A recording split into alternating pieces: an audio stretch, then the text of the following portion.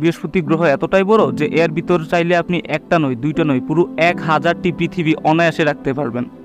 প্রাচীন রোমানরা আগে মনে করত বৃহস্পতিতে হচ্ছে তাদের দেবতা, তাই তারা এটির নাম দিয়েছে জুপিটার, যার অর্থ হলো আকাশের পিতা। এবার আসা যাক বৃহস্পতির উপগ্রহে। 1610 সালে বিজ্ঞানী গ্যালিলিও তার তৈরি দূরবীন দিয়ে চোখ রাখেন রাতের আকাশের উজ্জ্বল গ্রহ বৃহস্পতির দিকে এবং তার দুপাশে সরল রেখায় কয়েকটি ছোট আলোকবিন্দু দেখতে পায়।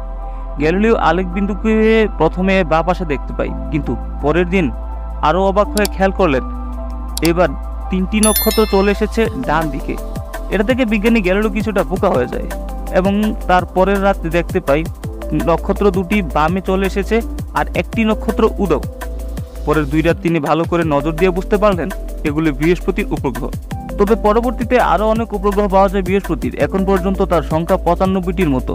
তবে 2010 সালে বিজ্ঞানী গ্যালিলিওর আবিষ্কার করা 4টি গ্রহকেই